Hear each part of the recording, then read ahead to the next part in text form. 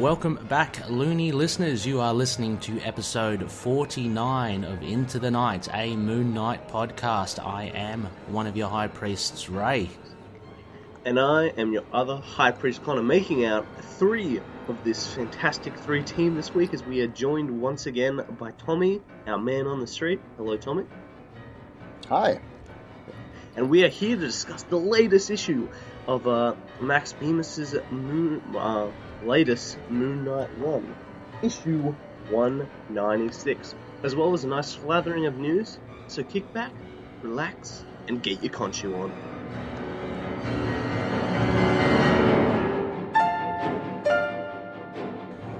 Yes, welcome back, Looney listeners. This is Into the Night. And we are edging closer and closer towards the big half century, episode 49. Right now, it's so good to have Tommy on board as well. Just been having a little chat with Tommy just in the prep to this show. But yeah, it's been a pretty colourful week. But before we can talk about that, Tommy, how are things going? I believe you are on a summer break. I am, yeah. Things are going really well. Just full-time dad right now and trying to get in some reading whenever I can. Mm-hmm. But this is the time of year for me when I can shamelessly bring my children to my local comic book store. Because during the work week, during the school year, it's a bit tough. But now that we're in summer, we can kind of go at any time of the day, and I can get my oldest son browsing some books and talking to my buddies at the store, and so it's a lot of fun. So things are really great right now. And look, I'm always shameless in wanting to give a good plug. We're talking about your local comic book store, Tommy, which you've mentioned previously in the past, Tardy's Corner. Is that correct? Yeah, Tardy's Collector's Corner. Collector's Corner, yes. Yep. Always happy. Sorry. Yeah, it's a great place. Just kind of a local hole in the wall. It's not one of those fancy places, but Gavin and Deanna do a fantastic job, and Abby there, who's their helper in Grand Rapids, Michigan, and it's what I want my kids to grow up with. So it's a great place. It's fantastic. Look, and I'll put it out there to yourself, Tommy, and to my intrepid co-host Connor Shu. We've asked this on a couple of our Isla Ra interviews, starting to implement it as one of the standard questions. Tommy, I'd like to just start off with you first. Could you maybe give us a brief description of Tardy's Collector's Corner, kind of as you walk in the door? What's the layout like? Is it a huge store? Are there long boxes? Are there nice corners, for figures and stuff? How's it kind of look? Yeah, so Tardy's is really a hole in the wall. It's in this tiny local strip mall in the middle of our city, mm-hmm. which is mostly residential. So we've got a lot of block housing. And then, at intersections, we have these small kind of strip mall-like commercial centers. And so Tardy's shares a building with a local deli and like a lunch place. Mm-hmm. And they make gyros and burgers, and so it always smells really great when you walk right into Tardy's. And then so when you walk into Tardy's, and right when you walk in, they have supplies on the right, so if you need to buy bags and boards, things like that. But they also have kids' books right on the left. So when my little boys walk right into the store, they can find something that they want right away, which I know is a great sales technique, but it's great because that's a good way to hook kids. You know? So you've got, hey, there's Spider-Man right there, or there's Mouse Guard, or there's some Scooby-Doo comics or something like that. And then they've got a great toy case where they have action figures from the last couple decades. And they've got the sales counter where usually Gavin or Deanna will be there greeting you with a smile. Is that counter in the center of the store, or? No, it's when you walk into the store, when you walk into the building, you take a sharp right, and then as you take a sharp right, you then turn right into the sales counter. So the rest of the store is far off to your left, if you can kind of imagine what I'm thinking. The sales counter's toward the front of the store, but the rest of the store shotguns back to the back of the building. And so past the kid books there, They've got a lot of their Silver Age and Golden Age comics right up front. They have extra variants right there on the counter. They have all their special editions and slabbed issues along the back wall. But then they also, so Gavin, Deanna, and then Abby, who's one of their employees, usually once a month, but sometimes bi-monthly, they set up special setups, I guess, or displays, maybe based on holidays. So around St. Patrick's Day, they did a little bit, maybe like a Green Lantern theme. For the Batman Catwoman wedding, they had more of a wedding theme. Let's see what else they've done. With Deadpool 2 coming out, and then now Ant-Man and Wasp, they have an Ant-Man and Wasp theme set up. So it's really cool if you want to come in and you're looking for a character based around a film that's coming out or a new series that's coming out. But they also do the same thing. They do author and artist spotlights too, and so they have separate displays for those. But it's a really crammed store. I mean, it's like your old school comic book store that maybe some older listeners may have grown up with. When I was a kid, I'm early 30s. This is the type of store that I knew when I was a kid. But now we have, in at least in my part of the United States, we have some really fancy comic book stores because comics are kind of the thing. Comic action movies are kind of the thing. So you have these fancy places. But this is your old school, gritty. We serve our customers. We know what our customers like. We're happy to serve our customers. We're not going to spend a bunch of money making the store look great. We just want you to come in here, have a good time, have good conversation, and get some good books. So they've got a great toy selection. They've got a great trade paperback selection. They cover Gavin's the big DC fan. Deanna loves Marvel. Abby's the big Image fan, so she has a whole Image shelf that she coordinates. They do pull and hold service. Yeah. And I, within the last 6 months, have earned my place in like the special VIP center, where I get to go straight to the back of the store and they have all my stuff right there. I don't have to wait in the line. It's really great. Oh, fantastic. That's cool. But just it's it's and lots of cool art on the walls. They're just they love what they do, and it's a great place to go hang for a few minutes because that's what I get every week is a couple minutes. I don't get much more. But it's a cool place to go and just talk shop and escape, for a half hour or so. So it's a really cool place. That's really cool. It does sound like a really grassroots and it's a particular, I guess, or almost a particular style in itself. And it's great to hear anyway that you've got a variety of stores because, as you say, there is a boom that's happened, and largely thankful to the movies and the TV show. Comic books are now starting to draw in a few more interested people. So that sounds like a really, really cool store. Cool. And Connor, how about your local comic book store? How does that kind of look and feel? Pretty great. So it's about a street away from the big CBD, so it's just a nice brisk walk from there. Mm-hmm. You get in there, you got I believe it's a Batman sort of cutout on the street telling you it's open. You can go in. It's pretty nice. You get in there, you got the counter on one side, you got just a bunch of racks of shelves. You got your figures there, some under the counter. Mm-hmm. And on that as you walk in on the left, you've got all your trade paperbacks split into DC, Marvel, Image, Other, and then you've got all your back collection. So they got a nice stock of all the new releases, but you can still go at the back and find all your reprints of the big stories. It's awesome. And then on the other side, they've got you got the counter, two lovely people there. You got Todd and his helper. Sometimes his family helps out there a bit as well. Times he puts up with all my strange demands from across the companies, and then from beside him, they've actually set up quite a new system. You got the new releases, the new number ones, last few weeks releases. Oh. You've got those nice True Believers $2 comics. Yes, yeah. You got the back issues, bargain bin, and then they got a nice life-size Batman out the back. So it's pretty nice. It's small, it's quaint for our little Toowoomba, but I mean, who knew Toowoomba would even have a comic shop? So are there many back issues to sift through? Like, can you spend a while just like flicking through the long boxes, or?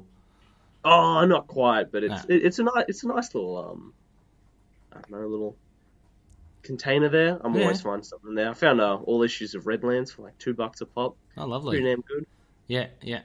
I think one of the most important things, and I think both of you have touched upon it as well, is that if you get to know the staff and if they're good and they're passionate about what they do and they're friendly, that really makes a huge difference. I mean, similar case with myself. I mean, my local comic book store's King's on in Sydney, and yeah, the people over there are just great. Always willing to have a bit of a chat. What was the name of your comic book store, Connor?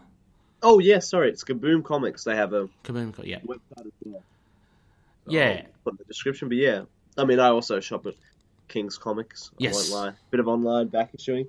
I meant to post it up, but the lovely Wayne there even drew me a Khonshu for me out of the blue. I saw that, isn't he? He's such a character, Wayne. Listeners will know Wayne from previous. I think all the way back, one of our early episodes, Wayne did a bare bones for us, and he produced a little. I guess they're little movies in themselves, little radio plays. And he's also a host of a podcast himself. Courtside Podcast is a huge NBA fan. But yeah, interesting stuff, fellas. Yeah, I just thought I'd just put it out there. I'm just very interested to see how the stores arrange stuff. It's interesting to hear, Connor, how you're saying the trades are at the front. Tommy, you're saying that the toys and the kids stuff are at the front. At King's, it's very much the figurines, I guess, at the front, the toys, and the trades are at the very back. Yeah, I mean, I just find it interesting that how they want to approach consumers is an interesting thing, and it's an important thing to keep. I mean, the comic book industry is hard going at the moment, so you have to do many things to try and keep it fresh. King's has a rotating front stand, which has, similar to, I guess, what you're saying, Connor, has a flavour of the month, whether it be an upcoming Ant-Man movie, then it has a lot of Ant-Man and Wasp merch at the front. They've moved the Valiant comic stands a couple of locations, I think that was, again, due to Wayne trying to promote Valiant a bit more. But yeah, because it really does make a difference where you do position it in the shop. But yeah, sounds good, those local comic book stores.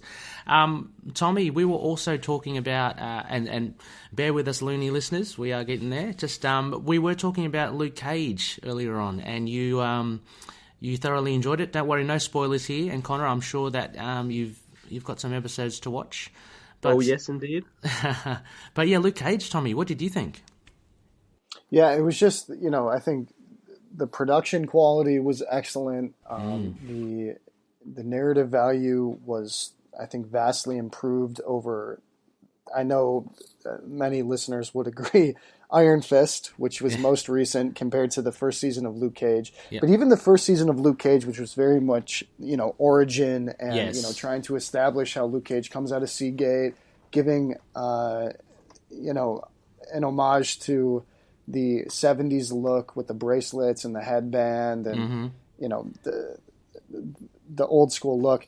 But then also playing up the music in the first season and how much investment went into that. But I think just the second season not only built upon the first season, not only built upon the Defenders universe on Netflix, but they really did a fantastic job. I think Hadari Coker, I think is his name, is the executive producer, but the writer of the bulk of the show really did an excellent job. I know, Ray, you and I were talking about the composers, the musical producers, Ali Shamoon. Oh, here we go. Let me try to call up these names. But Adrian Young and Ali Shahid Muhammad, they not only produced the first season, but they also produced the music for the second season too, and it was just fantastic. Every single episode had a live music performance, and from a different artist too. Yeah, so. And each of the performances were just brilliant, and they gave enough airtime for you to really kind of absorb the song and the feel of the of the music. It was really good. I thought the strengths definitely came from the villains, I think Bushmaster and Mariah, I think in particular, and I'm not spoiling anything, but like Mariah would have to have shot up there as in one of the best Marvel villains to date. Just so she ramps it up from season 1. Let's just say that, and the whole dynamic of warring families I found really good. Like it was so compelling because you do know about the Stokes from season 1, and then you have Bushmaster come in, and even the family with Luke Cage and his father. It was just firing on all cylinders. And the biggest take back for me was with the villains. I thought Alfre Woodard did a fantastic job, and man, she should be nominated to something, I think, because she was scary. She was just scary, you know. Yeah, and manipulative. And she, well, she made. But this is the age of Thanos, though. This is we need villains that are on the level of Thanos, and that's exactly what Black Mariah and Bushmaster as well brought to the table. These are villains that you can sympathize with and perhaps even empathize with. It's just, and that's what makes it so compelling. We get a little bit of that in some other series, but I think especially with, say, Iron Fist, I think one of the drawbacks for that series so far, season 1, was just that I'm blanking on the name. He's one of the who's that? The defenders of the. Who's that? Sorry, tell me. He's the mentor of Colleen Wing. Oh, Bakudo. Yeah, Bakudo. Yeah. Bakudo and many of the other villains that we've seen, like even Kingpin. Kingpin, is a badass. He was great. He was great. Yeah. And D'Onofrio brought a level of gravity to him that one could sympathize with, I think, to a certain degree. He expressed himself first as not necessarily a villain or a gangster, but as somebody that felt that he was doing the right thing. But Kingpin's the Kingpin. He is, yeah. He craves power. But where we have Black Mariah and Bushmaster this season in Luke Cage, wow, they were, and no spoilers, but both of them, I feel, were incredibly compelling. So they were, and actually, there were times I was thinking, Mariah's outdoing Kingpin here at the moment. Kingpin's meant to be the top of the crime, but I think much of that had to do with there's just so much gangster in Luke Cage season 2. Would you agree, Tommy? And I think that's really, I think Coker has really done a good job in showing us like a gang war, and I think that's what Kingpin lacked to a certain extent, because in season 1 of Daredevil he was basically just by himself. Like he met up with Owlsley and Nobu and all that, but it wasn't. You didn't know much about the other crime lords, and so Kingpin seemed to have just a stranglehold over them all, whereas just the push and pull of these gang families in Luke Cage, it really kind of fleshed out not all aspects of it, and I thought that was just fantastic. Mm-hmm. And that's, that, not that I can speak from experience, but that's in part, and that's the history of Harlem too. From the turn of the 20th century throughout the 20th century, but of moving from a white controlled neighborhood to a black controlled neighborhood, not only in regard to power, but also in regard to culture, in regard to the arts. Yeah. And I think that's something that Luke Cage, the series, really plays on, is this idea that Harlem is this resonant signal of the black identity, at least within, say a 21st century America. Yeah. And I find that really inspiring, this idea that, and that's one of the reasons that why Mariah is so compelling, is she's trying to maintain this one beacon or this one pillar of very much so, say, black identity in the United States, which, considering the climate that I'm living in within the 21st century United States with our worthy president here, but this idea that we have a female who is defending a culture and showing the power of that culture, and that it is worth knowing, it's worth recognizing. I think is really inspiring. So I think that's part of the really cool part of Luke Cage 2 is that, you know, you have two black individuals that, for all intents and purposes, and here recognizing I'm a white man talking about this, so forgive that, but here you have two black individuals that are trying to defend what they feel is right for their culture, but they disagree on how they should do that. And then, of course, by the end of Luke Cage Season 2, which I wish we could continue this conversation without ruining anything, but, you know, we have... Yeah, right. So it's a very good show. And look, just to finally add on that, sorry, Connor, I know that you haven't seen much of it, but you know, no, I'm really enjoying this. It's just getting me more hyped to watch and making me feel bad I haven't already.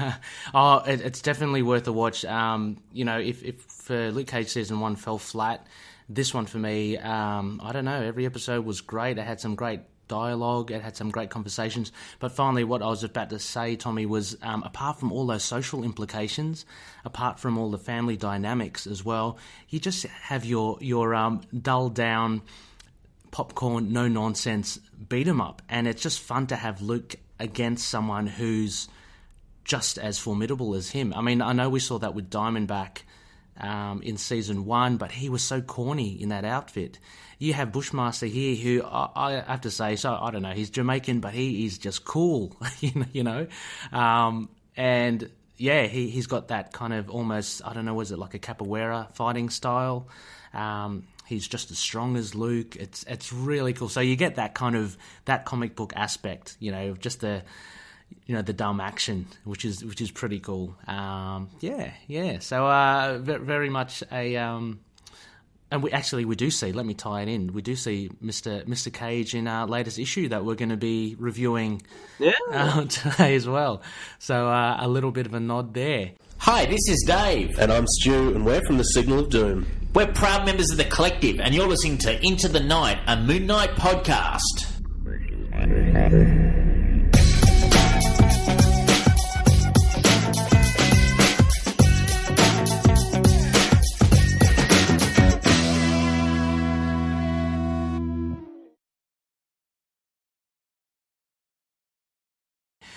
Look, let's open it up. Before we get into Moon Knight news and the review, let's all open up just quickly.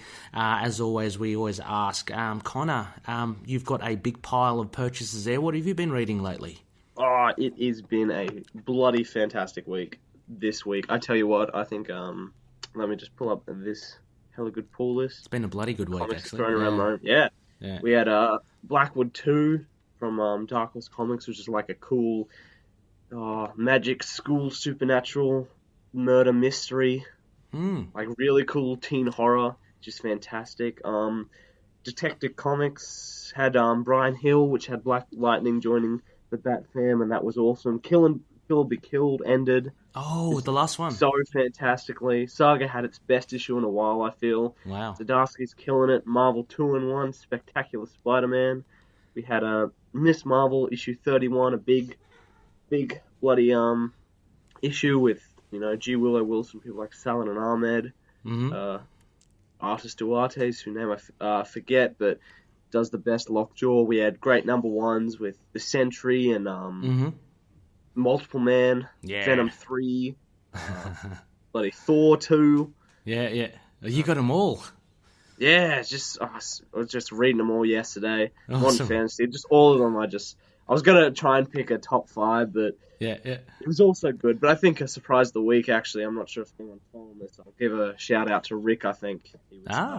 He was sending me horses' heads if I didn't shout this out. But the Infinity Countdown, Darkhawk has been, I guess, the dark horse of the season. It's it's really good. Like, you know, awesome. Back DNA, you know, Abnett and Lanning, bloody... Guardians of the Galaxy, Annihilation, this is like up there with that good stuff. So wow, if you haven't even heard of that and a big Marvel Cosmic fan, that's a that's high on the list for you to check out. Three out of the 4 issues are out. It's probably still at your local. I think this is getting as much heat as it should be. Yeah. Do you have to know much about this whole Infinity Countdown thing to read the Darkhawk Infinity Countdown? Not really. Yeah. You can really just kind of jump in. I mean, there's Okay. a few concepts, but these are pretty contained with just Darkhawk bombing around the universe, fighting off the Raptors. Mm-hmm. Fantastic. That's probably what's kept you away from Luke Cage, I think. It sounds great. Yeah, and it was a great week as well. Tommy, how about yourself? I know that you have limited time. We discussed that shortly just before the show as well, but did you manage to squeeze in anything apart from Moon Knight, maybe? But that's the thing. As a teacher on summer break, I have no concept of time. So I both have 0 time, but I also have infinite time, right? So I'll tell you this much. I haven't been keeping up with weeklies, but I will tell you that I try to get in. I'm a Wednesday warrior. I try to get into Tardies every Wednesday and at least see everybody and pick up some issues. And then I try to read a couple at a time. So I'm going to give you the quick throwdown by publishers of what I've been reading. So here's Image Comics. I've since coming into ITK, I've become a big Image fan. So I'm reading Isola, The Dead Hand. Oh, Isola, yes.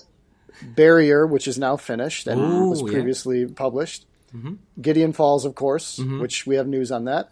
Oblivion Song, BKB. Shanghai Red. And then Dark Horse, Xerxes. Boom Studios Archaea, Labyrinth Coronation, because Jim Henson's Labyrinth was my sister's and my favorite movie as children, and so this is that's just kind of a bonding thing for us. She's not into comics at all, but I've been gifting her these comics once a month, and that's been a lot of fun. Indoctrinating her. Right, yeah. DC, my sister bought me Gotham by Gaslight. I had never read that before, but a few weeks ago, I know y'all brought that up, and I've been meaning to get into that, so I asked her for that. She got that for me. But of course, Miracle Man, all the Batman, all of it. The Batman Brave and the Bold with Wonder Woman has been really great. Yeah. Doomsday Clock, of course, Batman White Knight, which is just about wrapped up. And then Marvel, I did pick up Multiple Man, which was also a recommendation from you, Ray, because I know that several months ago you mentioned that Madrox was a favorite character of yours. Yep. And so I decided I'll try it out. I really like the issue. I as we've spoken before, I grew up with X-Men. Yep. But the animated series, I never read too many X-Men comics. Yeah. So this might be a new beginning. Of course, Sentry, I had to pick that up. Lemire. We've got Black Panther, of course, Punisher, Moon Knight, and I'm looking forward to Ta-Nehisi Coates' Captain America #1 coming out July 4th, which I'm really excited about. And I also this week got my signed Bill Sienkiewicz issue of 188. Whoa! I splurged. I bought it. Nice one. Another loony posted a link about how Sienkiewicz art is had these signed things going out, and I decided, look, I love that cover, and I want the signature, so I splurged on that. So I'm really happy about that. Worthy. That is worthy. But otherwise, all the Batman. You can just cover it all. I just got all the Batman. So I know there are a fair few titles out there, but that sounds good. I am very excited about your Sienkiewicz's cover there, comic there, Tommy. It's really, it always, my eyes always light up when I hear about loonies getting these, acquiring these editions. They're so cool. I mean, I wish I could get them as well, but I'm very happy that the loonies there are keeping the Moon Knight flame alight. It's really cool. Far out. You've got such a disparate collection there, Tommy. That's fantastic. It's really good to hear. A few of those things went over my head. I'm very much painted in a Marvel / Valiant corner. Multiple Man. Look, I don't know. He's one of. He is. If I wouldn't be doing a Moon Knight podcast, I'd probably be doing one about Multiple Man. He's great. He's awesome. I must say though, a little lukewarm, I thought, with issue 1. Look, hopefully it picks up. Maybe I'm not the biggest fan of the artwork there, I'm sorry to say, but we'll see how it goes. It's pretty good. Yeah, I mean, But see, Ray, yeah. that's how everybody feels about the Bemis run of Moon Knight. But don't worry, it'll get there. It'll get there. We'll get there. Exactly. I know it's all. We love it. We love it. We're the shills. We love it. Yeah. But you know, Yeah. It's no, you're absolutely right. It's how the individual themselves kind of want to take on board the journey. But you know, I'm definitely going to be picking up more of Multiple Man. It's only a 5-issue series, which is a shame. Hopefully, there'll be enough interest in it to kick off something more, because he's just an awesome character. And apart from that, I've got Sentry. I haven't read that yet. I'm looking forward to that.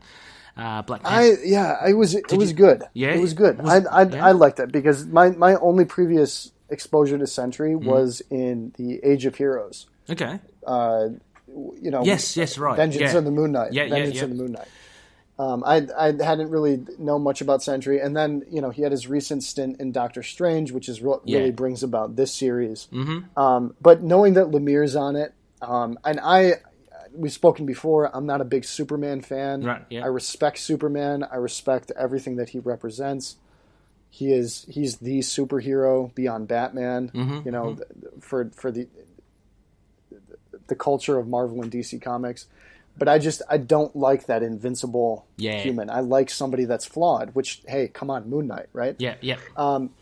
And so Sentry, to me, from what I came into, was, this is Marvel's Superman. Just like many people say that, Moon Knight is Marvel's Batman. So I decided, hey, you know what? I love Moon Knight, Tommy, and I recognize... Sorry, Tommy, I have to stop you there. Batman is Marvel's Moon Knight. Yeah, exactly. Yeah. What I mean though is that other people say this, right? Yes. Other people say this. Yeah. So, but you know, when I realized that, I thought, wait a minute, I love Moon Knight, and I go against what so many people say. So why shouldn't I try Sentry out? Mm-hmm.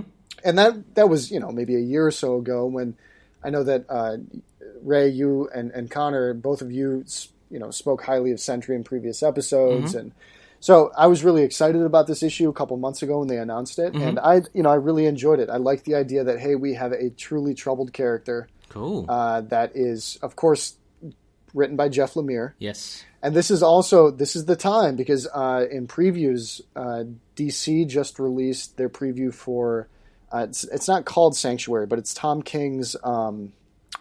It takes place in Sanctuary. I'm forgetting what it's called. I wish I had my previews catalog here. Right. But it's the new limited series by DC. Batman, Wonder Woman, and Superman start this secret hospital for villains and for heroes. That experience trouble. Originally, Tom King called it Sanctuary. Now, just the place is called Sanctuary, but it's called something else. We should probably look it up online.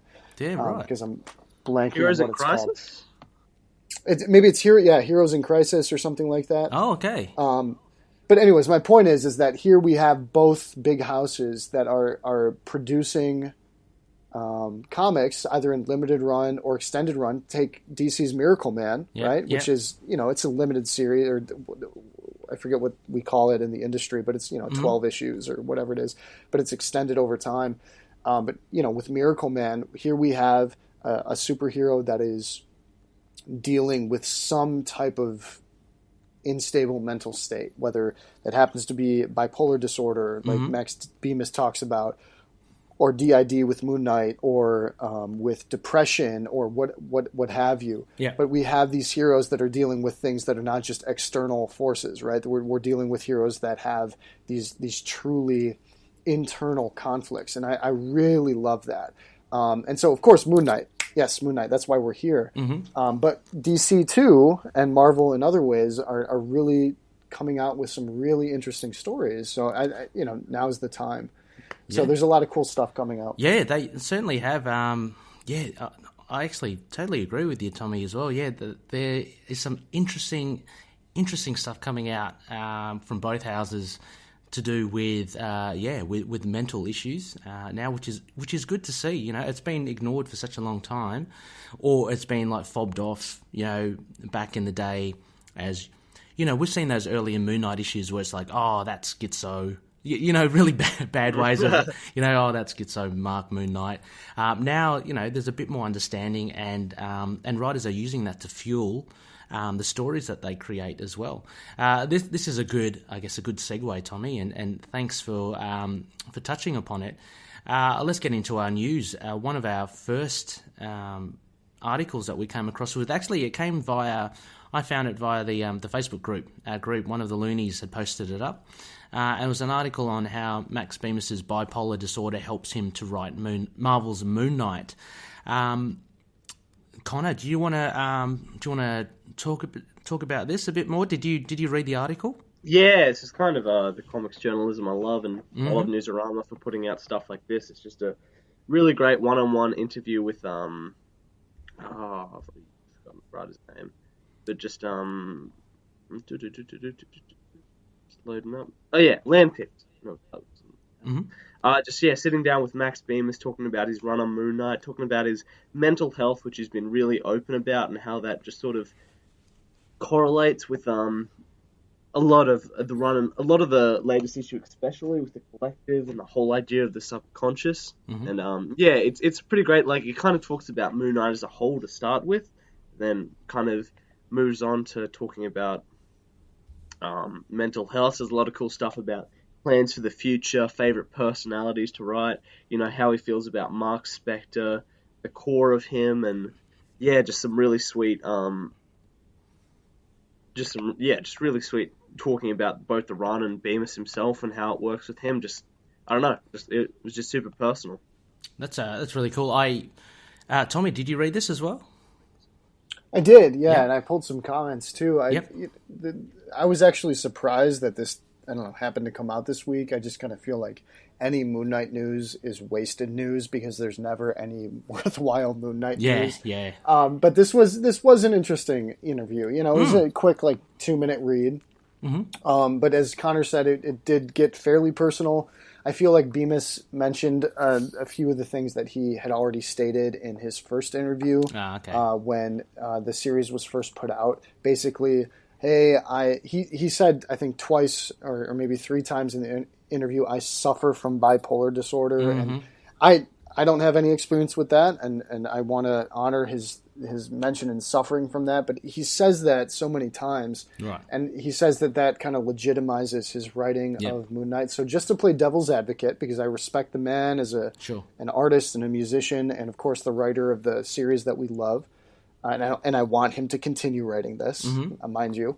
But I don't know necessarily that his experience necessarily legitimizes his writing of this. Rather, I like the fact that he was chosen to be a writer here, and it's all of him, I guess, that legitimizes his ability to write this. His experience in his multiple disciplines. Yes. But I was really interested by this idea that he says that he is basically improvising, and he doesn't have a game plan for the series. Whereas, you think of say Jeff Loeb or these stalwarts, Brian Michael Bendis, that have these visionary plans for 10 years out.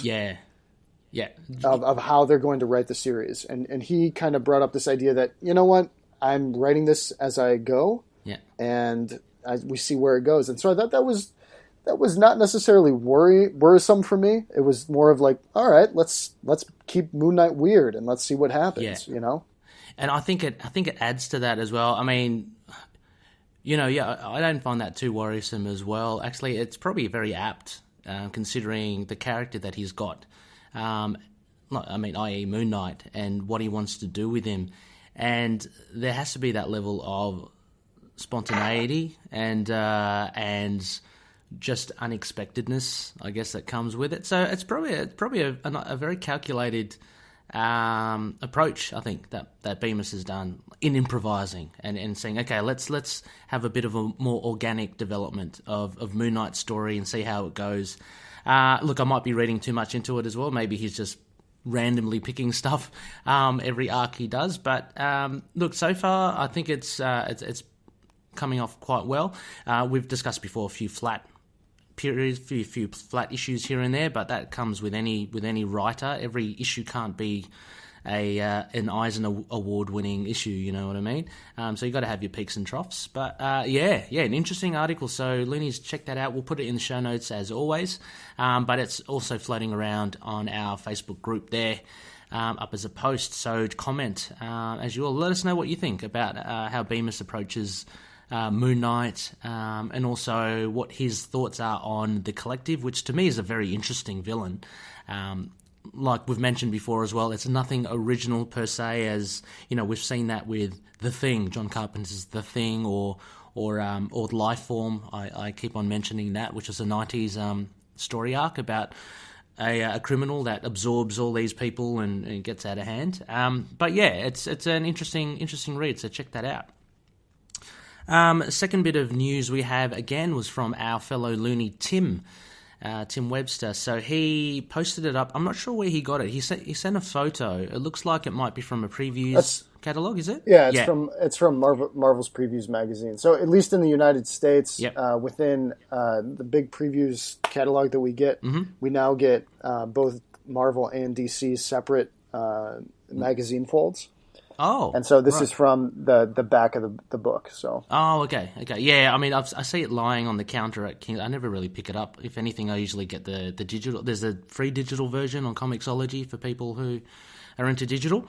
But anyway, the news here, which is pretty good, I'm pretty excited about this, is there's going to be a trade paperback of Marvel Knights by Dixon and Barreto. So. Subtitled Defenders of the Street. So this is the Marvel Knights run, which has a lot of Moon Knight, which is pretty exciting. What do you, Tommy? Have you got the collection of Marvel Knights? No. So when I first got into Moon Knight, now about 10 years ago, I learned that he had a presence in early 2000s or late 90s, early 2000s with Marvel Knights. So I tried to find some spot issues here and there, and I have since then. But I'm really looking forward to this because trying to find those Marvel Knights issues that have Moon Knight in them has been really difficult for me. Those are the issues that are just I can't find. I can find all the Doug Mensch old runs and this and that. Yeah. And I have a fairly complete collection. Yeah. So I'm really looking forward to this. Yeah, it should be good. And Connor, do you have Marvel Knights as well, or are you going to be picking up this bad boy? I'll probably be picking it up. I've read it on Marvel Unlimited. Yeah, this was your introduction, wasn't it, as well? Yeah. No, it was. It was actually around this area. I think I read the Houston run first, then jumped back to this. Yeah. I actually be pretty keen to reading it on the show. I think I was a bit lukewarm on it when I first read it, but I think that might have been just the time. So I'm really keen to revisit this in such a completed collection. It's a great price. Once again with Smash and. Was it $40 for 15 issues and a nice complete collection? Yeah. And I'll wait to the next bit of news for Oh yeah. Well. Yeah, I mean, I was about to say as well. It is a nice bit of collection, and it's nice to have them all kind of collected together and on the bookshelf as well. I'll definitely be picking this up. To go with Connie, you've got me obsessed now with trying to get that Secret Avengers trade paperback, which you mentioned, because that's got the Moon Knight appearances in there as well. So we're pretty lucky. It's good too. Yeah. Oh, Tommy, all three of them. I've got them right here. Let's see. Awesome. I mean, Mission to Mars, Eyes of the Dragon, and Run the Mission, Don't Get Seen, Save the World. All three of them. They're great. I'm looking forward to reading those. They look so good. I love the art as well. And we're quite lucky as loonies. We're getting some trade paperbacks released now, which feature Moon Knight in some capacity. And the next one, Connor, features him a lot. Yeah. Well, one of the best ways. Sorry, mint. One of the best ways to read Munch's run. Bloody hell, I had to get it right. Mensch. There we go. Thanks, Tommy. One of the best ways to read that run is through the Marvel Epic Collection, which we have 2 released. We probably get one about every year. There's not full confirmation of what's in this issue, but on January 8th, we'll be getting the 3rd volume of the Epic Collection called Final Rest. I imagine this will be the last of the Mensch run, and then probably a few more issues, maybe Fist of Khonshu or something like that. Yeah, super cool. I mean, it's a great lineup coming out. Secret Avengers is out. Yeah. You've got the Lemire hardcover coming out. Marvel Knights. Yeah. This, all looking good in the near future. Yeah. All we need is a Netflix show. Yeah, absolutely. Netflix shows something. Give us something. I'm assuming there's a lot of speculation as to what this Epic collection will have. I'm assuming it will just be chronological. So, as you say, Connor, tying up the Mensch run would go into Fist of Khonshu, similar to the Essential collection, which goes a bit further than what the Epic collection is. So, probably a bit more of that. I'm still looking forward to the Mark Spector collected edition of the 90s run. That would be absolutely great. But there are plenty others, like, obviously Resurrection War and High Strangeness, that could probably fit into this Epic collection as well. So all speculation, we'll just have to see. Early January 2019, that will be out. Tommy, actually, we've got a bit of news here from you as well. The next point, sorry. With Jeff Lemire? Yep. Yeah, so this isn't much Moon Knight news, just, Moon Knight brethren. But Jeff Lemire's Gideon Falls, which, many loonies have been reading. We're now on issue 4, awaiting issue 5. Great thriller series from Image. But it's been picked up by the production group Hivemind for development for TV. They're the same group that is presumably producing a series based on The Witcher, not just the video games, but the 3 or 4 novels for Netflix, Guillermo del Toro's Scary Stories to Tell in the Dark, and Amazon's continued development for the sci-fi show The Expanse. And so, especially recognizing that Hivemind is working with Guillermo del Toro, they've picked up Sci-Fi's The Expanse. The idea that they're working with Netflix, trying to produce a series of The Witcher, which is one of the most popular RPG games, within the last decade or so. This is really cool to see that, hey, Jeff Lemire has a project potentially that's going to be produced for television. Gideon Falls is only approaching issue 5 though. Yeah, so absolutely. I think that speaks accolades toward Lemire's work and the faith that production companies put into him. And let's get Lemire back on Moon Knight. There we go. Yeah, very strange that it's such a new series, but it just is testament to the weight that Jeff Lemire's name has. I'm assuming they would, because there was talk ages ago about them developing Underwater Welder. So I don't know what happened with that as well, but it seems like the production companies are circling around Jeff Lemire's work. I mean, he certainly is hot property in the comics realm, but obviously his writing has overlapped onto, I guess, the small screen, maybe the movies as well. Who knows? But yeah, interesting stuff there. And Guillermo del Toro, he's great. I do love the old Hellboy movies and his other stuff as well. Was it Pan's Labyrinth? Was good. Yep. Yeah. Pan's Labyrinth, and I believe he produced Pacific. Pacific Rim. Oh yeah. Pacific Shape of Rim Water 2, 1 and 2. well. Yeah. Oh, Shape of Water as well. Yeah. He's got talent, that young fella. But yeah, Gideon Falls was like the first time I read it, I just thought how perfect it'd work as a TV show, which I think was probably the outset from the get-go. There's a few productions like this where they option for TV immediately, but also exciting is it has Dinesh, fantastic man who rebuilt Valiant for us, is I believe heading that project possibly. Really? Good on him. Yeah. Nice one. Yeah, cool.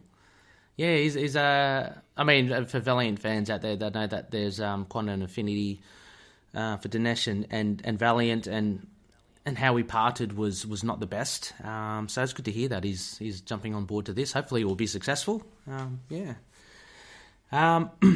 Next, we've got last couple here. Is this Connor or Tommy? Last bits of news, not news. I'm not sure. Yeah, I added these, at least in the printed previews this week. Moon Knight 199 cover art was revealed. I think that maybe you already discussed that last week. But at least we got in the floppy magazine the Cthulhu in the background, which, man, I can't wait for that. That's going to be really cool. Doesn't that look awesome? Because I know we've got this group of sadistic murderers or something that are going to eat Moon Knight in the next issue or something like that. But I really like the idea of a Cthulhu god looming in the background and Moon Knight getting involved. So that looks really cool. Yeah. And then these other two pieces are really just editorials. One's from comicbook.com. Mm-hmm. The other is from bleedingcool.com. But the former, the 8 greatest Moon Knight runs of all time. I think comicbook.com is trying to sabotage the ITK Facebook group with this. But then finally the bleedingcool.com article, why Marvel should not make a Moon Knight movie, was basically justifying a lot of the discussion that we've already had over the last year, which is Moon Knight is far too complex a character. Last week or 2 weeks ago, we had some comments from Feige and others saying that, hey, the thing about Moon Knight is that he started out really campy, and then he got really interesting, and then he got really awesome. And the fact is that if you're trying to make a movie or anything to bring him to a larger audience, you have to build up from the ground up. And so this article is nothing new. Yeah. It's just it's another regurgitation. Yeah. But with an original twist on it. But, by proxy, it's more exposure for Moon Knight anyway. So, regardless of being repetitive. They say that, should not make a Moon Knight movie. Look, it's difficult. Then why not just shake things up? I know it might divide fans and stuff, but, to get Moon Knight out onto the screen would be great. I think that would be good. So, let's just see. And maybe we should have a Moon Knight radio show like that Wolverine podcast or whatever that was on Stitcher. Maybe we need to invent a new type of media. Maybe we need to have a lunar podcast where, I don't know. Absolutely. We can do that. Loonies Unite. Here we go. We already had Khonshu on the show in some of the Isle of Russia, so I'm sure he's happy to. That's right. He's happy to turn up to do a radio play. That's fantastic. Ray, never assume that you know the will of Khonshu. We merely must beg on our knees and request that he return. That's right. And look, we'll get into this issue that we're about to review very shortly, Loonies. But yeah, we see Khonshu does have a bit of a lasting effect. For want of a better word as well.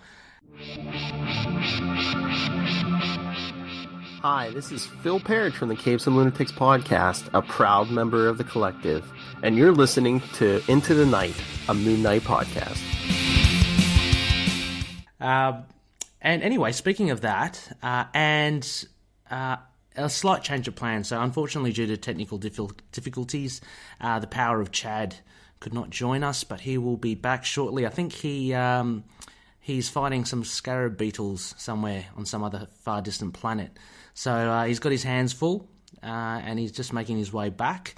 But so we're gonna do, I guess, our new format of the LUNAR-PICK. So we've got a LUNAR-PICK of this episode, which is hang on, let me just cue in intro music. The moon will not tolerate your interference.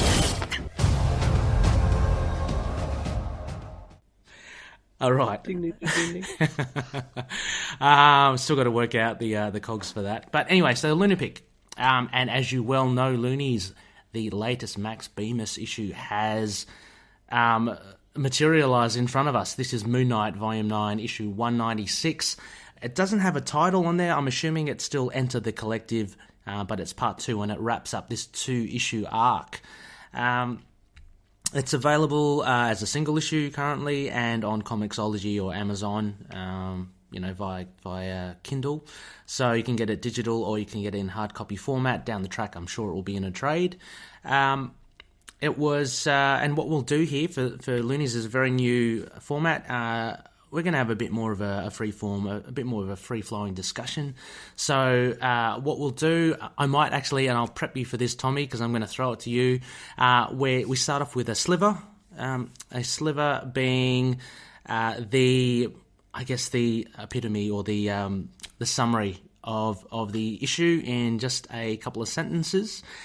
Then the three of us will just talk about basically what we loved about this issue. So it will be a lot of white noise. And finally, we'll end with our moon ratings, which is a new rating system. It has been certified by the authorities, so we're happy to have it. Basically, it's a new moon or no moon, which is basically 0. We have a quarter moon, half moon, 3/4 moon, full moon, and for those exceptional issues, we have a blue moon, which might even add a little audio snippet there to celebrate if this issue does reach that that peerless rating. So, without any further ado, Connor, perhaps could you possibly, before we get into the sliver, can you give us the credits for this issue? The credits include the big writer himself, Max Bemis, joining with the artist from the previous issue, Paul Davison, continuing colorist, the shining man of this run, colorist Matt Lopez. Got a letterer, VC's Corey Petit, doing the best Khonshu lettering, as he always continues to. We had cover artist with Becky Cloonan, and design by Nick Russell. Excellent. Okay then. Well, Tommy, I hope you have got something there. Would you be able to give us a sliver of what this issue encapsulated? Yeah, sure. First of all, without too much of a review, great art from Paul Davidson. I think that's what the issue really relies on. Yep. But we have Moon Knights, I should say Mark Spector, Jake Lockley, Stephen Grant, and the Khonshu aspect, all 4 of these gents that are present within the collective mind, which is this not necessarily hellish, but more psychedelic mindscape where crazy things are happening. And throughout the first several pages, Maurice tries to convince Mark Spector specifically to serve his needs. It's really the Khonshu personality that brings on the idea that, hey, maybe Mark, you as Moon Knight can temper Maurice and, or really the collective, to tame them and make the collective more of a docile creature. But then the different aspects of the collective start to turn against Maurice. And so Maurice becomes the chief antagonist. Jake Lockley really starts to take over toward the end, as we've seen in several of the Bemis issues. But Mark Spector, Khonshu, Stephen Grant, and Jake Lockley, and the rest of the collective as a whole, with all of these new versions of Moon Knight, start to take over the collective, and they beat down Maurice until finally, in the real world, the collective is finally defeated. And it looks like, at least at the end, that many of the individuals that had been absorbed or resorbed by the collective had been released. We don't know for sure. And Maurice, as the originator, is arrested by the police, where finally, in the last 2 panels of the book, which to me are the best, he starts to show signs of taking on the bird skull of Khonshu, which is, I can't wait to talk about this. That is crazy stuff. Yeah. That's about it. You got to read it. You got to read it. Excellent stuff. That was a good recap there, Tommy. Really captured it all. And as you say before, when we hit off the mark, Paul Davidson's art really does add so much to this. So anyway, well, let's get into it then. Tommy, then let's open with what would your first big point for this be? Oh boy, I don't. We might have to wait for this one. Okay.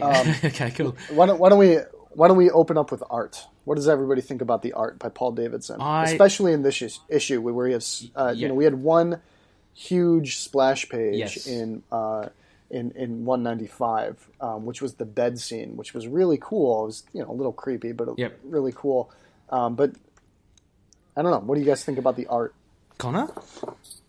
Oh, I will lead this off that it is bloody phenomenal. Yeah. This is just super stylized, super psychedelic with Matt Lopez on covers, just giving it all. There's just so many different almost styles and ideas working together while still being very consistent in its craziness. We've got a fantastic double page spread of all the different types of Moon Knight. We've got all these crazy different designs and ideas just coming together, mixed with like a ridiculous story with both equally well designed and ridiculous caricatures that just work so well with the idea of the mind, as well as continuing with Jake Lockley. I think whenever panels just go full on, it's just amazing. There's just so much happening in this issue, so many different ways to different style, and Paul Davison is definitely one to watch apparently, because it's awesome. Yeah, it was absolutely fantastic. Look, taking nothing away from Ty Templeton and Jason Burrows, who are top tier artists in their own right, but to see Paul Davidson and in this arena of basically the mind of the collective, he was just given free reign, and it is just awesome to watch. To look at, basically. I wonder if with all those Moon Knights, if Bemis allowed Davidson to come up with them himself, the designs. Generally, the artists do get a lot of freedom to actually create or design some characters, so maybe these incidental Moon Knight characters were his creation, which are just spaced out. And as you say, Matt Lopez really does add so much to the colouring. I can't laud Paul Davidson's art enough. There's a lot of detail without being over detailed, if that makes sense.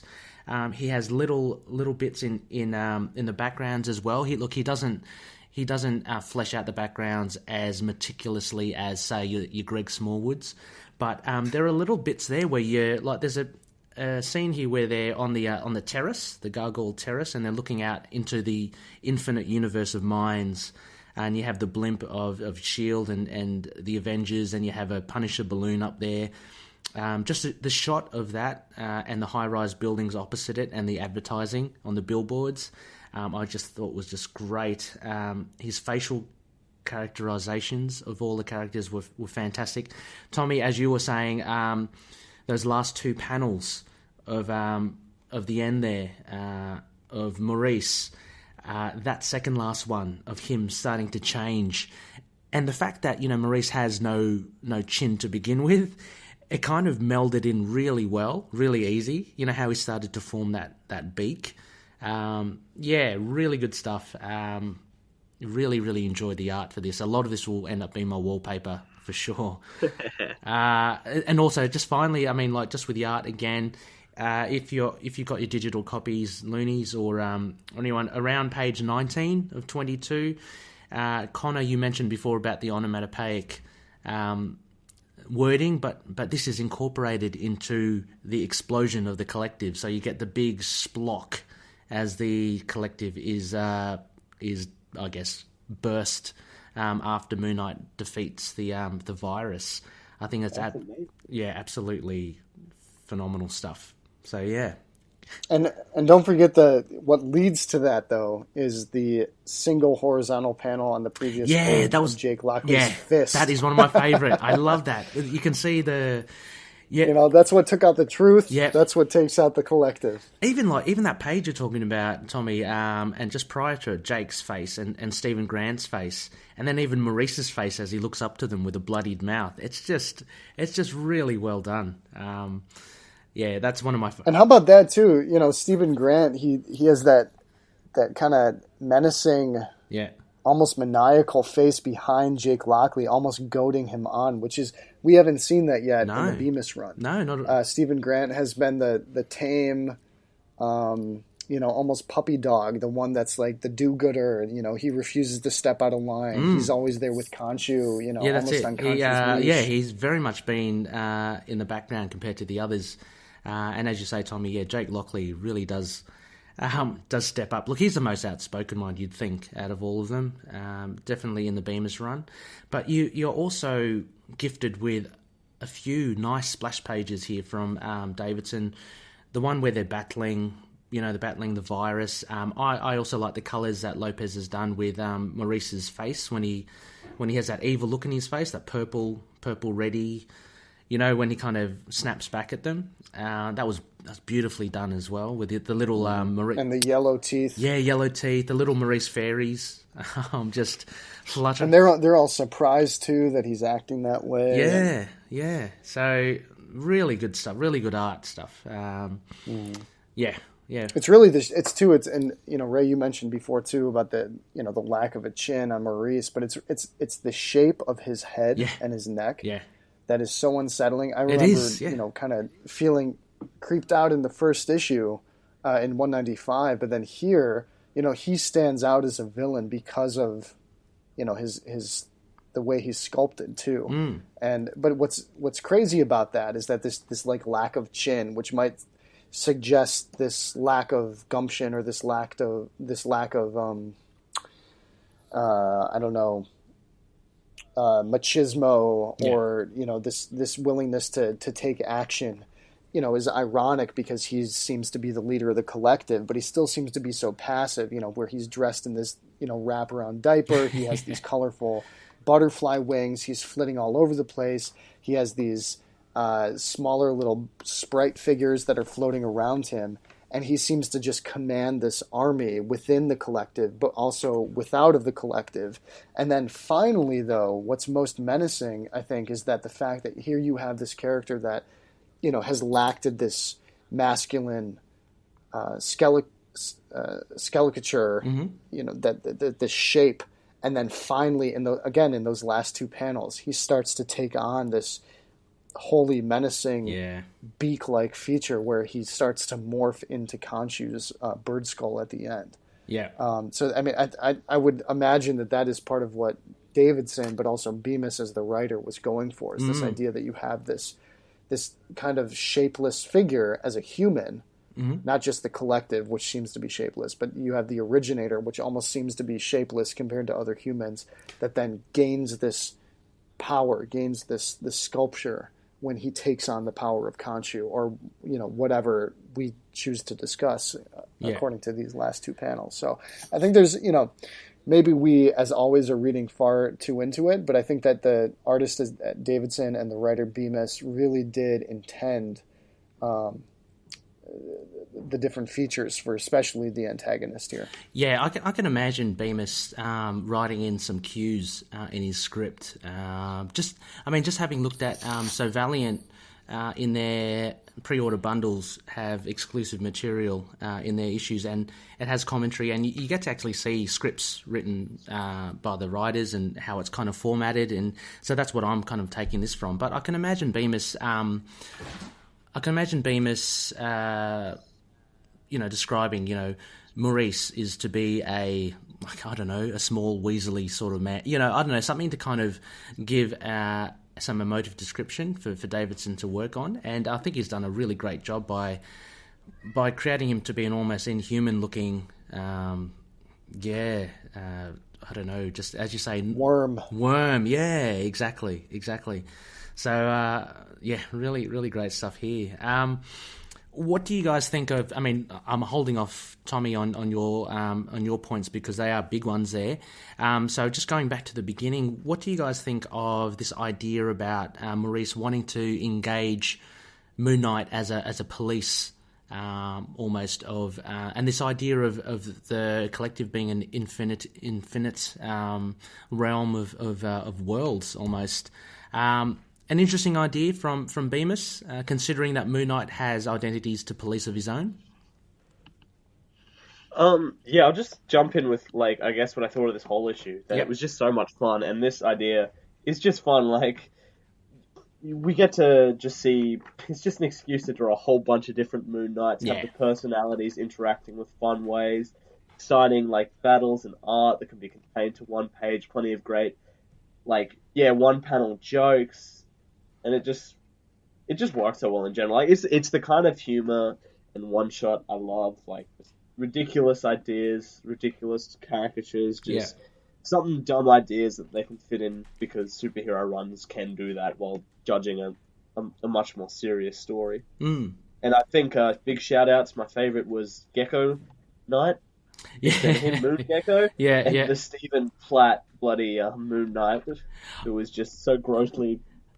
Well, I put that down to, I thought that was a Rob Liefeld Moon Knight, but it could easily work as a Stephen Platt one, you're right.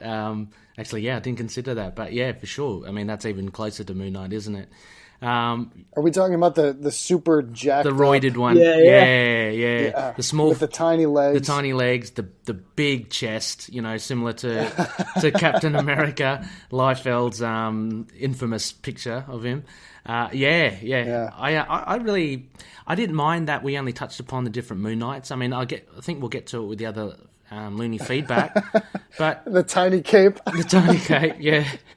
But some of the loonies weren't too impressed with, I guess, all this Moon Knight core, so to speak.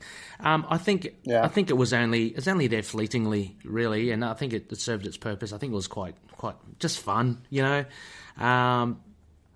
That you don't really have to invest too much into them, although there are some really good designs there. I do like the Iron Man Moon Knight there, or whatever it is. Yeah, I mean, and didn't we see a bit of this, and given not as diversified, but didn't we see a bit of this with the Lemire run, where we have Moon Knight versus the werewolves in space, where we have the Moon Knight Space Force?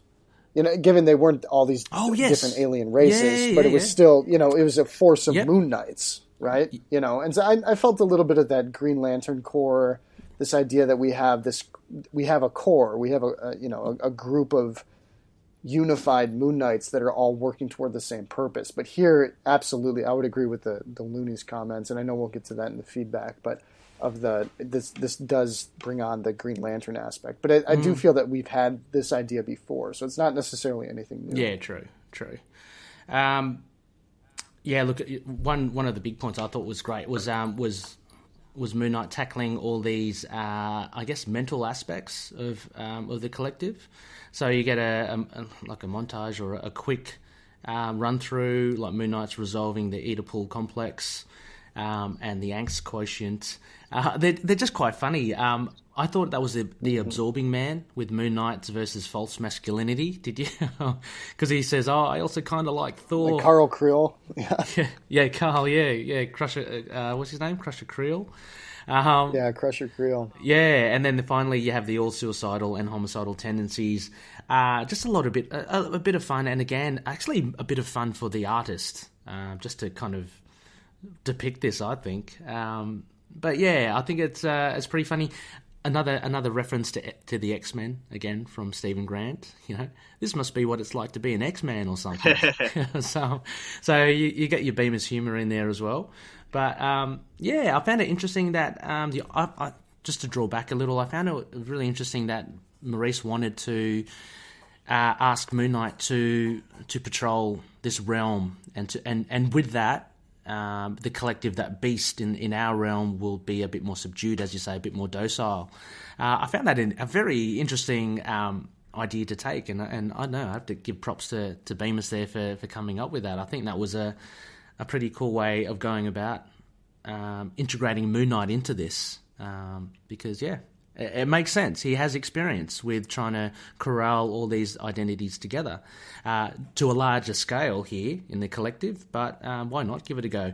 And he also mentions as well, it only took half a day it took less than a day to kick the butt of half of the collective universes, which is quite phenomenal. Yeah, pretty bloody good. Moon Knight's a force to be reckoned with. Yeah. Good work. Yeah.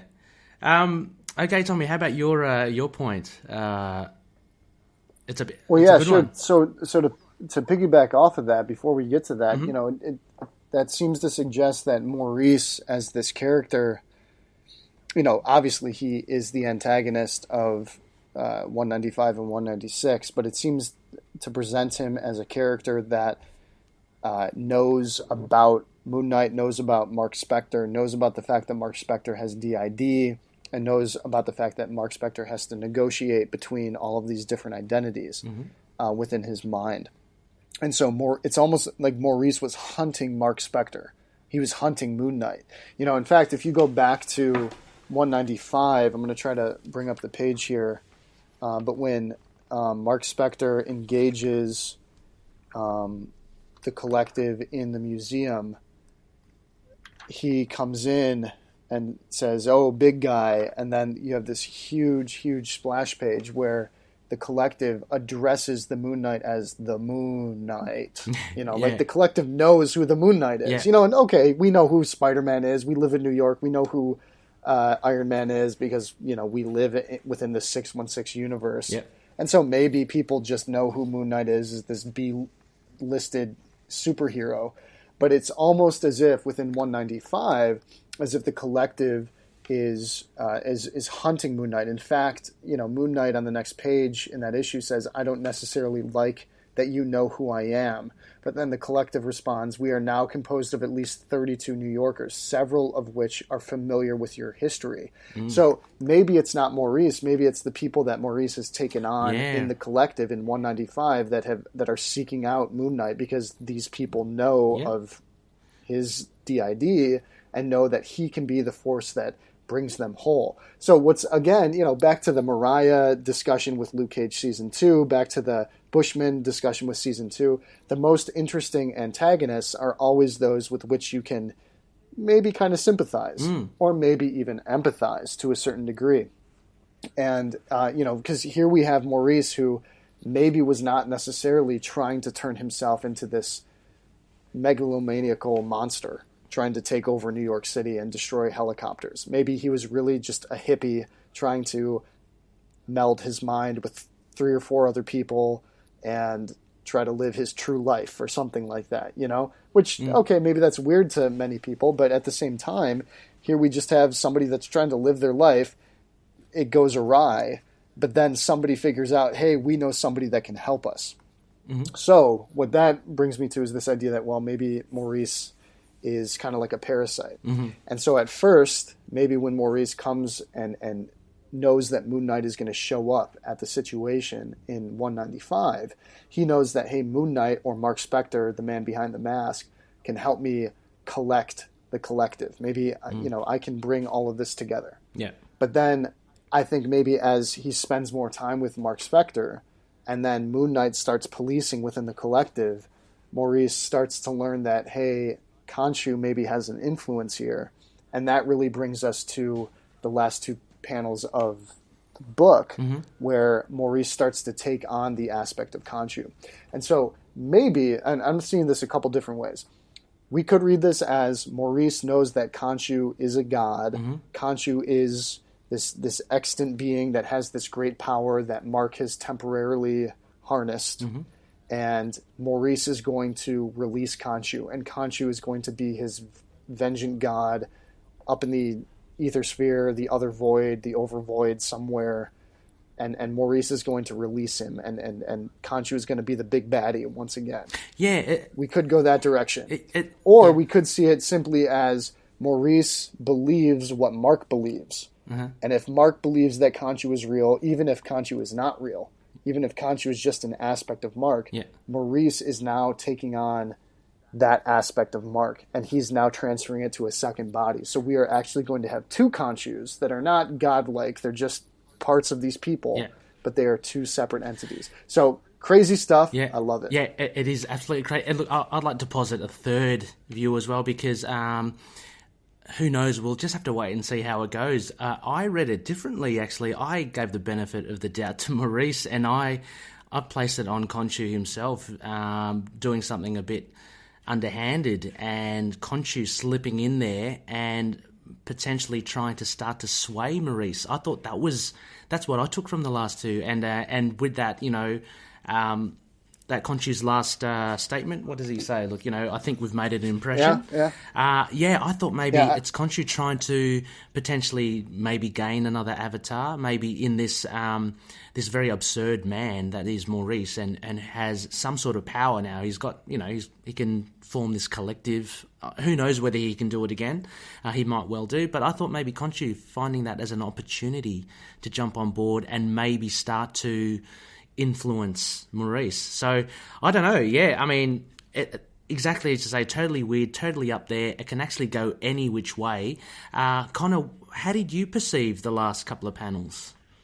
Yeah, I'm kind of in the same boat as both of you. I think go either way. I think definitely that, there's definitely been something left in his mind with Khonshu, and obviously this part of him where he morphed himself seems to be able to just, I don't know, be some sort of shape-shifting power now. And it's great that they've set up another villain to return. Yeah.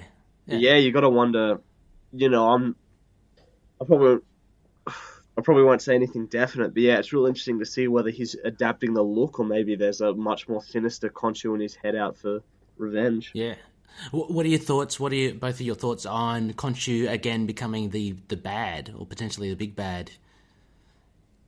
Well, look at it this way. So at the end of the issue 196, Maurice is beaten down. Mm-hmm. He's weak. Let's not forget, he doesn't have a chin, right? He's the worm. Yes. Yep.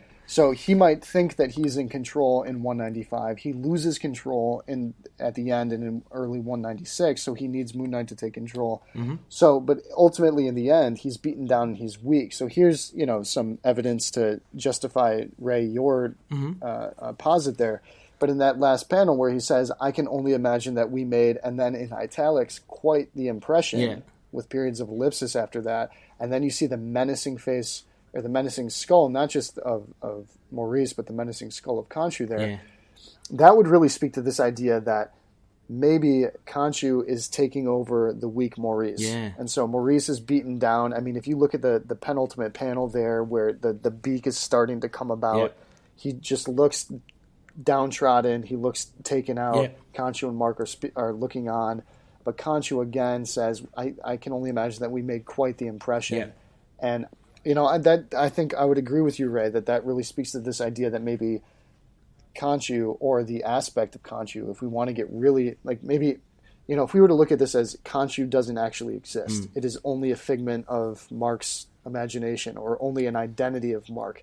But the fact that if you go back to several issues ago, this is maybe 192, it was the issue where we had the Cthulhu panels where Khonshu was trying to explain to Mark, Jake, and Steven how belief makes things real. Yes. So maybe Mark, even if Khonshu does not exist, let's say that the Egyptian pantheon does not actually exist. Everything that happened in the Lemire series was just in Mark's head. Yeah.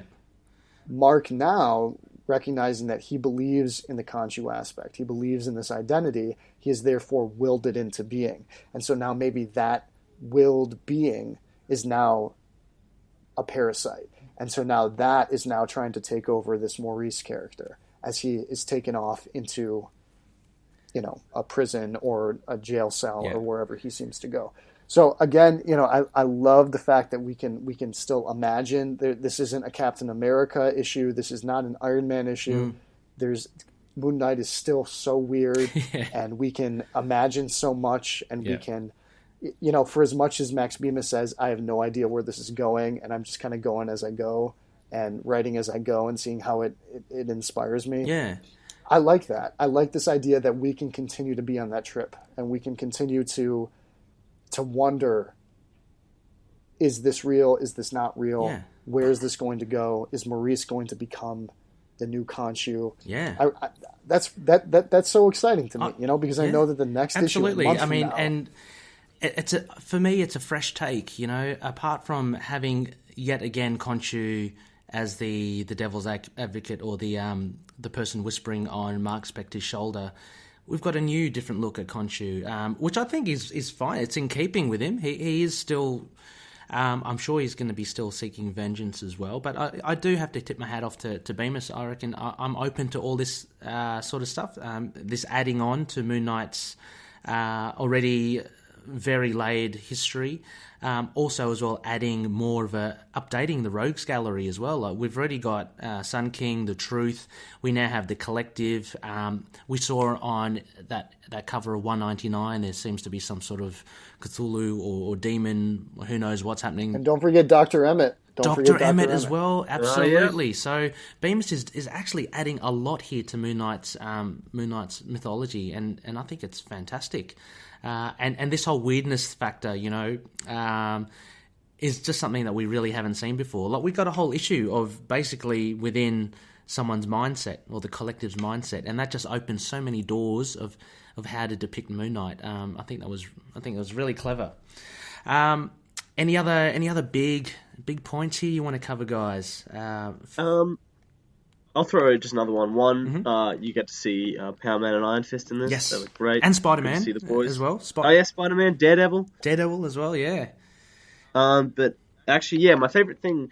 These issues have kind of, like, outside of the main stories, done a few cool things. I think, one, the interaction between Beatrice and Mark in the other issue was... the Ty Templeton issue was fantastic. But what also I'm loving is the amount of time these personalities get to shine in this own unique way they've been depicted. I love Grant, especially getting to shine again with Khonshu and interacting with bloody... Jack Look at the end. They're just such like It's just such a strange bunch of weirdos, and it actually works really well in this kind of like buddy comedy strange setting, especially like the collective unconscious. And also the first panel looks like a Beatles album, but with the four boys. So I'm very keen on that. Oh, the first panel? Oh yeah. Abbey Road. Yeah, you're right. And the Cerulean. That's so cool. Actually, just touching on that as well, the very first page, I do like how Bemis didn't linger on it. So we get a quick recap of, albeit Maurice being the dominant personality, we get a little recap of the others like Ty and Julie, who was the arty person. Ty was that Casanova kind of guy. So we get a mention of them. If anything, I'm glad that this was a two-parter. This was really good. It was a nice compact story. Maybe it could possibly, I reckon, have filled out 3 issues, but I wouldn't have gone to a 6-issue arc. I think it had enough to say what it did in these 2 issues. What do you guys reckon? Was it too quick, or was it just right? I'll let you go, Tommy. I think 2 issues was good. I think that, I would have, if this was a bi-monthly issue, I don't know, maybe 2 issues would still be good. Like maybe this was the May series of the first week of May and the third week of May. Yeah. Or maybe first week of May, third week of May, and then we go into the first week of June, and then we kind of introduce a new character. That may have been fun too. Do I want more Moon Knight? Do I want it every 2 weeks? Yes.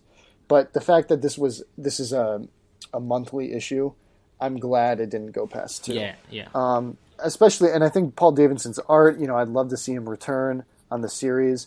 I really love the page of the Periscope because when you see Khonshu in that final horizontal panel at the bottom. I'm reading a floppy, so I don't have page numbers for you, but Khonshu looks into the Periscope. He says, "It doesn't look good," and then you go to this full splash page where you have Khonshu. Maybe it's not a full splash page, but you have the Periscope look where the panel is looking through the Periscope, and you see the collective just like wrecking damage, which. Yeah.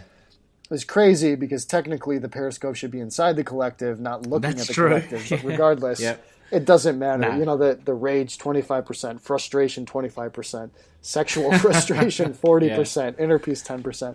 It was great humor. The art we already spoke about it, but I think 2 issues was perfect. Yeah, it was just kind of like it's just like a fun, almost sort of no.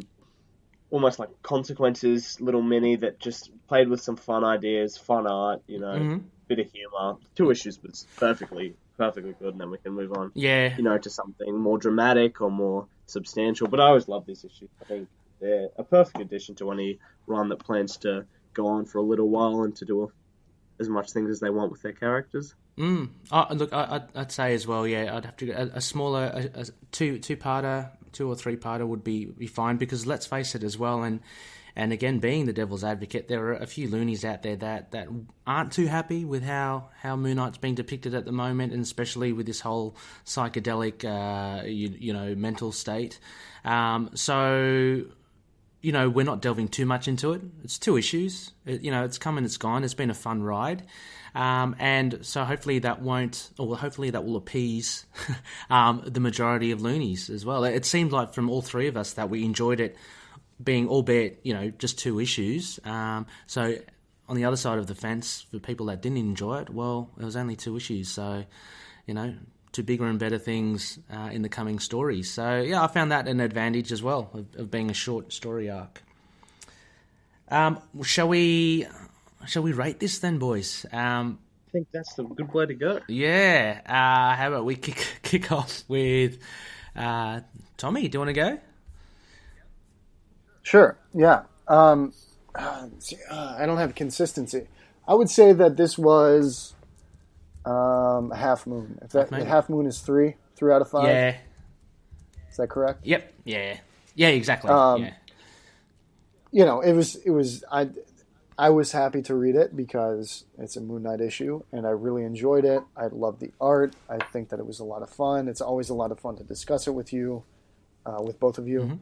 Mm-hmm.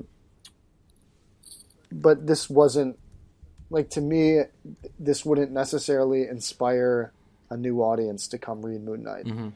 Even with the incredible art, the fun play, you kind of still have to be an invested Moon Knight fan to step into this. So I'd say it's 3 out of 5. I loved it. You know, personally, you know, if I was rating myself, 5 out of 5. Loved it. Yeah. But I'd say for maybe an average reader, I'd say at best a 3 out of 5. Yeah. No, that's fair. That's good. That's that's a good solid rating. Look, I'd have to give it. I was thinking half a moon as well, like for a long time, but I'm thinking like I enjoyed it more than that. Surely, like it's not a it's not a stellar, outstanding one. If anything, the artwork really does pull it up, a couple of ranks. So I just put it in there, so I can't take it back now. I put 3/4 moon. I thought that was pretty good. To be honest, I'd be hovering between a half and a 3/4, but I don't want to do that. So I'll round it up to 3/4 moon. I thought the art was absolutely exceptional. The colors, let's not forget the colors, guys, as well. Matt Lopez, fantastic job doing work on Paul Davidson's crazy art. I'd agree, Tommy. It's not something that you can just jump into as a casual reader, but it is whacked out there, isn't it?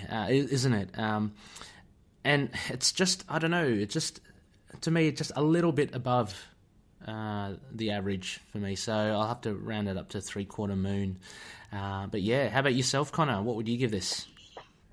Yeah, I'm a big fan of issues like this. They're fun. Not every issue needs to be a destructive, heart-destroying, dramatic issue. Yes. So yeah, I appreciate this one being a lot of fun, perfectly contained, just fantastic work all around, writing, art, colouring, lettering, cover, and the way the personalities interactive, the ridiculousness of the Moon Knights definitely bumps it up to a bloody 3/4 moon. Yeah, 3/4 moon. Excellent. So I'm the hater here. Huh? Yep. And we hate you for it. God. Oh, yeah. No, you're the controversial one. No. A half moon is, as I said, half moon. I was tossing up whether to do it, but that's a solid average. So the average, boys, that's 644. What's that? 68/4. What's that? I don't know. Let's say my maths isn't very good. 7 out of 10. I don't 7 know. out of 10. What are you Okay. going for? Excellent. So that's a 7/10 of a moon there, loonies. Fantastic. Check it out if you can. As we mentioned, it is on Comixology Digital or Amazon.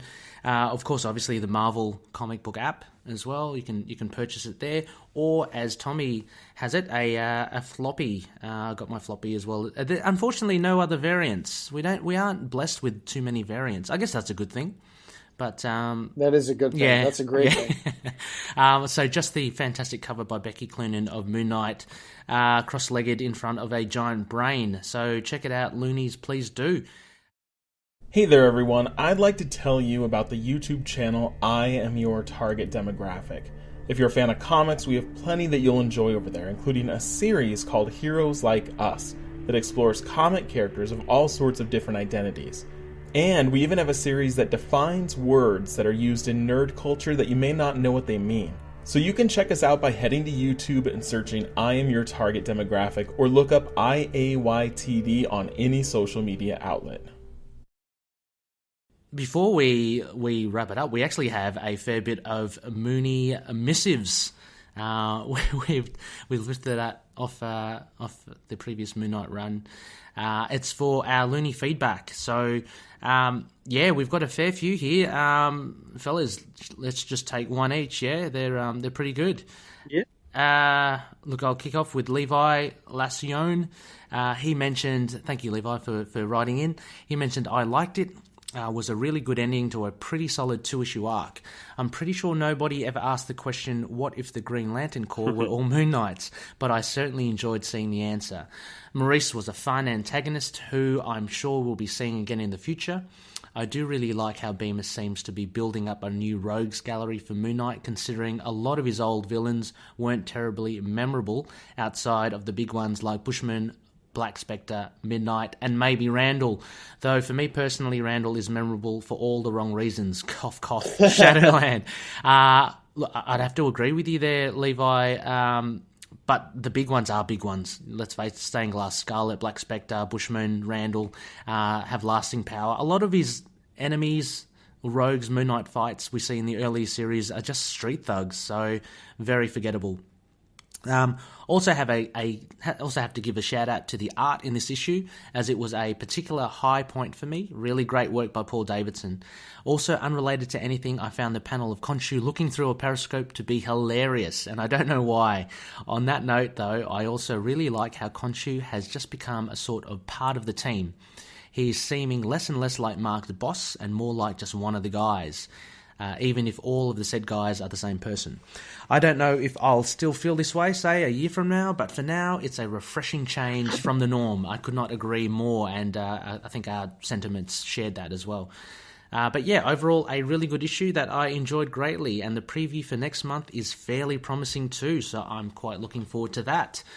Yeah, thank you, Levi. Absolutely. Your points we pretty much shared as well. The Moon Knight Corps, that was pretty funny. Yeah, and Khonshu looking through the periscope. I thought you were going to pick that one up, Tommy, when you were talking about it.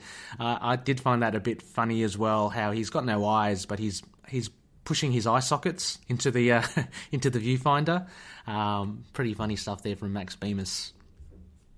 Connor, have you got the next one? Yes, from the wonderful Miss Daniel Kaluba. Absolutely hilarious one. Okay, so I really enjoyed this issue, not gonna lie. Colours and art were both gorgeous, and the story was short and sweet and left me satisfied while also providing plot hook. I was kind of iffy about the different MKs, but since they're less, there must always be a Moon Knight, and more Mark is bored disassociate sometimes. Here you go. I'm cool with it. In addition, little details that I noticed, Mark going detective mode a bit, Steven actually speaking. I guess he's a smart, wicked, cultured alter now. Daredevil and the Heroes for Hide fighting the collective from outside. I'm excited. As I said about Maurice taking on Khonshu's form, I'm guessing he's going to become Khonshu and fuck up Mark's life, or maybe it was Khan's plan all along. Regardless, I am overall pleased. But Bemis calls the Crescent Darts Moon Darts, and Mark calls himself a B-list hero when he's clearly a D-list. The MK196 gets 0 stars for me. Kidding. I'd give it a 4 out of 5. Yeah, good point. Moon darts. I thought they were crescent darts. I'm sure they've been called crescent darts. We'll have to bring Mr. Bemis up to speed with that. But yeah, B-list hero. Yeah, absolutely. I like how Danielle's also coined another nickname for Khonshu, old Con. So Con's plan all along. 4 out of 5. Yeah, it's a pretty decent score there. Tommy, have you got the next one? From Dustin Kurtz, very much enjoyed the issue. The art, as always, was striking, and the writing was very good. Bemis' humor is very similar to mine, I think, so it really clicks for me. The battling of mental illness or issues as being literal battles I found to be a really great metaphor for the mental health struggles many people go through. That ending panel was amazing. I would love for Moon Knight to have a really chaotic evil villain, a Joker to his Batman, if you'll forgive the metaphor. I maintain that Moon Knight is the character's Max Bemis is best suited to writing. I give it 4 swollen geckos out of 5. I really like what Dustin says about the Joker to his Batman. Bemis mentioned as much before the series came out that he was writing a Moon Knight and writing in a character that would become the Joker to his Batman. If we can continue to keep on the Batman comparisons. Yeah. Many of us thought that was going to be Sun King. Yeah. Some of us thought that was going to be Dr. Emmett. Yep. A few of us in the early days thought maybe that was going to be the Truth. Yep. Today, maybe it is going to be the collective taking on Khonshu. But, we've even had different understandings, too, that maybe it's not going to be Sun King. Maybe it's not going to be any of these characters, but rather it might be somebody else entirely. So Bemis is keeping us guessing, which is fantastic. Absolutely. And just to speak to that point, though, but the rabbi, though, but... I'm blanking on his name, but Rabbi, is it Kurtz? Or not? I'm thinking Dustin Kurtz here is his name, but Rabbi... from 190, was it 194? Oh, the 195 Ernst, was it? Or Ernst, right? So Ernst, right? So that's what I was going for. That maybe it's going to be Rabbi Ernst, because remember at the end of that issue, Mark is left troubled, and that's Rabbi Ernst. And I think Chad and I had a discussion on this. Mm-hmm. He's the one character that seems to shake Mark. Yeah. And really instill fear in him. Not Bushman, not Bushman who led Mark to Khonshu. It should be him, but it seems to be none of those characters. But maybe it's Rabbi Ernst. And so I'd love that Dustin brings this up, because maybe it is going to be Sun King, maybe it is going to be Ernst, maybe it is going to be the Truth, maybe it is going to be the Collective, maybe it is going to be any of these that, as we mentioned, have been brought into the Rogues Gallery. Yeah, really hard to pick, and really good point from Dustin as well. Just you reminded me that 190, whatever it was, 194, that was such a change in tone, wasn't it? That one issue, and it just shows a bit of range there from Bemis and how he's going to keep us guessing. Because absolutely, you don't know. It could well be Ernst. He could definitely come back. He's got that extended life. From whatever it was that he was doing. Really good point. I'm excited to see who the Joker to this to Marvel's Batman will be. I got them mixed up. Anyway, Connor, would you like to take the other one? I don't want to hog all the big ones. Bit daunting, but Logan Ryan Simmons drops a big one. I'll be honest, after reading this issue for the first time, I didn't know what to think and was left somewhat unsatisfied. Upon reading a second and third time, I have to admit, parts I love and there's parts I love and parts just utterly fall flat with me. Some of the positives of that, the art is just out of this world amazing. Mooney battling all the collective suicidal and homicidal tendencies, just a great visual representation of a metaphysical problem. Khonshu peeping through those goggles is unexplainably satisfying. I agree with this part, probably because he has no eyes. Yeah. I love the amount of Jake in this issue too. Prognite is amazing. It's top of the laugh, of course. That badass gear up panel MK has really looks like a modern age Cape cowboy. Page 16 on digital. Which one's that? Hang on, let me have a look. Page 16. Caped up. It's like just as they come out, all the beasts come out of the control room. Yeah. Like it's got like his arms up, Sailor Mooning it. Yeah. Very cool. Sadly, Logan continues. I have some problems with this issue too. Some big and some nitpicky. I know I'm probably the minority in this, but I'm not a fan of the whole every MK you ever dreamed of. If it really was the sum of Mark's thoughts and whims, I would have assumed a more grim spectrum of MKs, given that he was a merc, a murderer, and is one of the darker heroes Marvel has. That's a good point. Instead, it seems like the most... Yeah, it is actually. Yeah. Most bright, colourful, and outlandish versions that can be conceived. I dig the idea, though. Appreciate the concept and effort. Also, comedy is different for everyone, so it's no biggie, but I was disappointed by the comedy, which is disappointing because I thought Bemis' humour in previous issues worked pretty well. I know this has been brought up before, but the characterization has been a consistent problem throughout this run, as there's little to no distinction between most of the characters, other than Maurice and Jake. I just want to jump in there and just say a little bit back about the Moon Knights you've ever dreamed of. Maybe Mark's a big sci-fi fan, because a lot of them were very sci-fi heavy, weren't they? Or alien looking. So maybe that explains why he's not got the grim spectrum of Moon Knights. He also loves Dazzler, apparently. Yes, true. Yep. So that probably explains some of the more fantastic elements of the other Moon Knights. Sorry, Connor. Oh, yes, sorry. Where was he? Oh, yeah. Lastly, this is a small nitpick, so feel free to ignore. But when the collective combusted, who'll merge, Jake or Mark, because there's two separate panels showing both of them appearing in the physical world. Unless somehow he got out of Mark's head, That'd be interesting. Yes. That is a good point. He does turn up. If you look at the last few panels, it doesn't make sense. You see Jake, you see Mark, and you see Stephen Grant at some iteration or other than maybe the depiction of Mark Spector as us as readers. And finally, if you've actually read this far, I thank you, fellow loonies, for putting up with my back and forth attitudes towards this issue. Who knows, I might reread it again and regret every word I just typed. As of now, 2.5 out of 5 cake baking moonbot. If you're confused, page 11 on digital. P.S. Did he really say moon dart? That gives us a lot to think about, actually. Stuff I hadn't thought about before. Yeah. That was a really, really well thought out one, Logan. So yeah, well done. Yeah, great stuff, Logan. And yeah, who knows? And this is a beauty. You might reread it again. You might love it. This whole back and forth thing, it may be the same. Yeah, we'll wait and see. The next one I've got here from Josh Johnson, one of the fellow loonies, and he says, similar to Logan in a sense, during and immediately after reading this, I did not really enjoy it. It felt like a huge letdown from the setup in the previous issue. After a couple of minutes of soaking it in, I read through it again, and this time I enjoyed it more, but still had a meh feeling. The art is really awesome. I like the designs of all the Moon Knights, but some of the story elements I had problems with. I really like the idea of Maurice needing Mark, who has mastered juggling multiple personalities, which is true, to do just that with the entire collective. But what's his end game? What's the point of getting all the personalities if we don't see them ever put to use? Honestly, you can't even call the collective when we only really know the one guy of it.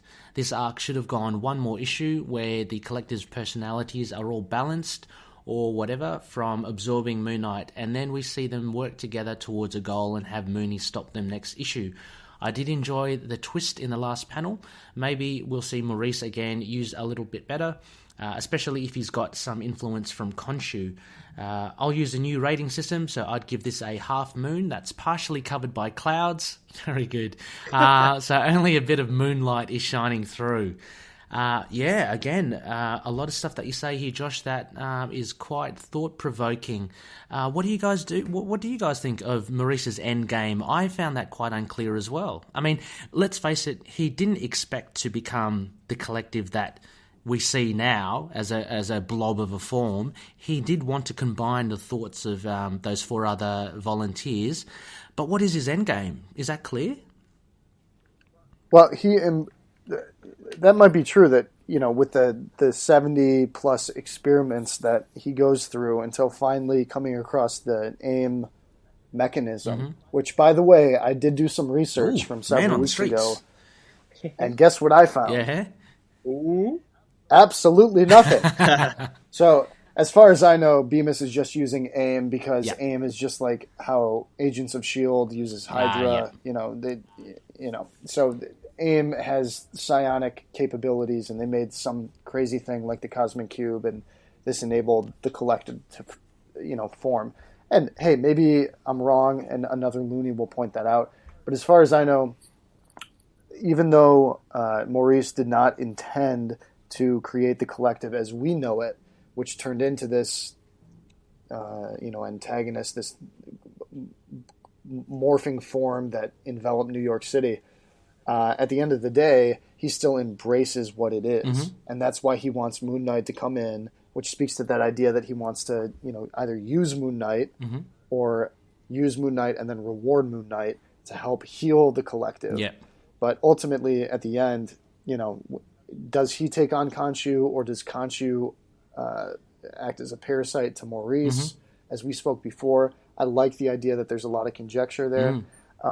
So yeah. I don't know. It may have just been also the point that he just got a little crazy after absorbing all this, and as he mentions at the beginning, the information input is just too much. There are infinite universes absorbed into infinite universes, so it's just a massive amount.